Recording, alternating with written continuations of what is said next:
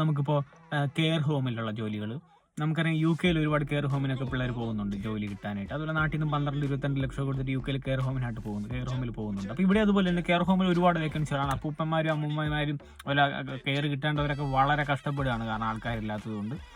അപ്പോൾ ഇതിനകത്ത് കുറച്ച് പേരൊക്കെ ചോദിക്കുന്നത് ചേട്ടാ അവർക്ക് എളുപ്പമല്ലേ, ഇൻഷുറൻസ് എളുപ്പമാണ്, കെയർ ഹോമിൽ കിട്ടുമല്ലോ, ഈസി പീസി. അപ്പോൾ അത് പിന്നെ കുറച്ചെങ്കിലും ഇൻ്റലിജൻസ് ഉള്ളവർ ചോദിക്കുന്നുണ്ട് ചേട്ടാ ലാംഗ്വേജ് വരുമോ. അപ്പോൾ സംഭവം എന്ന് വെച്ച് കഴിഞ്ഞാൽ ഇവിടുത്തെ റിയാലിറ്റി എന്ന് വെച്ചാൽ ആരും പറഞ്ഞിട്ടില്ല ഇതൊന്നും. കാരണം എന്ന് വെച്ച് കഴിഞ്ഞാൽ ഫിനിഷ് അവർക്ക് വേണ്ട. കാരണം എന്താ, നമ്മളിനി ഫിനിഷ് പഠിക്കുന്ന സമയം കൊണ്ട് അവരെ കെയർ കിട്ടാതെ. അപ്പോൾ അതുകൊണ്ട് അവർ തന്നെ ഒരു വളരെയധികം കെയർ എടുത്തുകൊണ്ട് അവർ മലയാളവും ഇംഗ്ലീഷും പഠിക്കുക.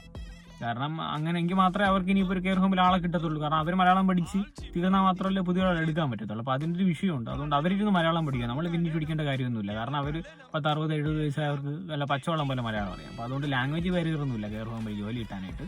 പിന്നെ അത് നല്ല ഈസി പീസി ജോലിയുമാണ്, പെട്ടെന്ന് കിട്ടും. അങ്ങനെ ആകെ മൊത്തത്തിൽ ശുഭം